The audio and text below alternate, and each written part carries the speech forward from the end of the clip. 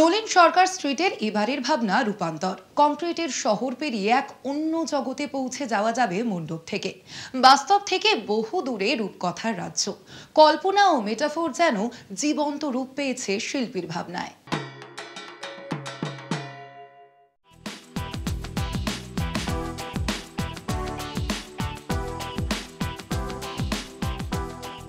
এই কংক্রিটের শহর ধীরে ধীরে পরিবর্তিত হয় উৎসবের শহরে। ঠিক সেই ভাবনাই এবছর নলিন সরকার স্ট্রিটে। মহানগরের মহাপুজো নিয়ে আমরা পৌঁছে গেছি সেই রূপান্তর জগতে।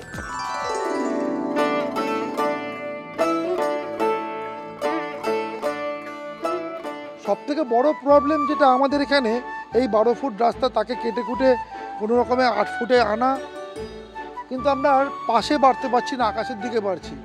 এই যে গগনচুম্বী প্রত্যাশা আমাদের, এটাও আমাদেরকে একটু অন্য স্বাদে পরিণত করে দিয়েছে। কিন্তু আমাদের স্বাদ আছে, কিন্তু সাধ্য নেই। এবারে আমরা তো নমস্বর নেই যে আকাশে গেলে পরে আকাশে পৌঁছতে গেলে পয়সা কড়ি লাগে, যেহেতু নেই আমরা রূপকথার আশ্রয় নিলাম। রূপকথার গল্প কি সত্যি ছোটদের জন্য? এত স্যাটার রয়েছে, এত কিছু রয়েছে ভয়ঙ্করভাবে। আজকে সাত ভাই চম্পার মধ্যে যে ভয়ঙ্কর স্যাটার রয়েছে, আজকে কবির সুমনের যে ব্যঙ্গমা ব্যঙ্গমীকে নিয়ে যে গানটা, ব্যঙ্গ করে ব্যঙ্গমা ব্যঙ্গ করে ব্যঙ্গমী, রূপকথাটার বাইরে এসে করছি একটু পাগলামি। কি ভয়ঙ্কর শব্দ! বা আমরা যখন সুকুমার রায়ের কাছে যাচ্ছি, সুকুমার রায় আদৌ কি শিশু সাহিত্য? আমরা এখনো প্রত্যেকটা মুহূর্তে পড়ছি আর এই হজবরল ক্ষিতি অব মরুত্তেজবম যদি একসঙ্গে জোড়া হয় তাহলে মহাপ্রলয় ঘটে যাবে। সেই মহাপ্রলয়ের আশায় আমরা রয়েছি।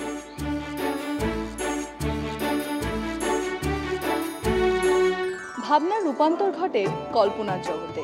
আর সেই কল্পনার জগৎ যদি হয় ব্যঙ্গমা ব্যঙ্গমী বা সাত ভাই চম্পার, তা যেন একেবারে বড়বেলা থেকে ঠিক ছোটবেলায় পৌঁছে যাওয়ার একটা যাত্রাপথ।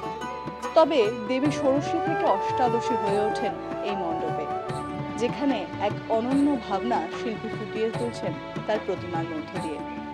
পুরো পুজো মণ্ডপ জুড়ে এক অনন্য দৃষ্টান্তকে স্থাপন করার চেষ্টা শিল্পীর, যেখানে শিল্পী এই বার্তা দিতে চান সকলকে যে এক মেটাফোর জগৎ আমাদের জন্য অপেক্ষমান, যেখানে আমরা হয়তো বাস্তব থেকে অনেক দূরে এগিয়ে যেতে চাই, যেখানে হয়তো এই ধরিত্রীর মাটি থেকে আমরা পৌঁছে যেতে চাই মহাশূন্যে, যেখানে ঈশ্বরের সঙ্গে আমাদের যোগাযোগ শুধুমাত্রই এক অনন্ত ভয়ের উদ্দেশ্যে।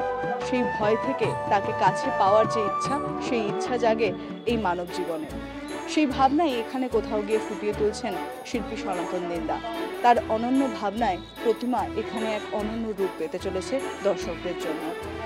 ক্যামেরায় সুবীর সরকারের সঙ্গে শাশ্বতী রায়, কলকাতা।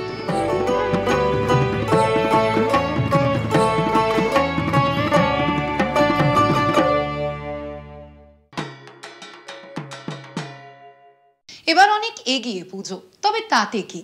পুজো উদ্যোক্তাদের প্রস্তুতি তো সারতেই হবে।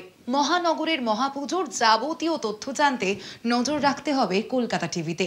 রাত দিন 7 দিন।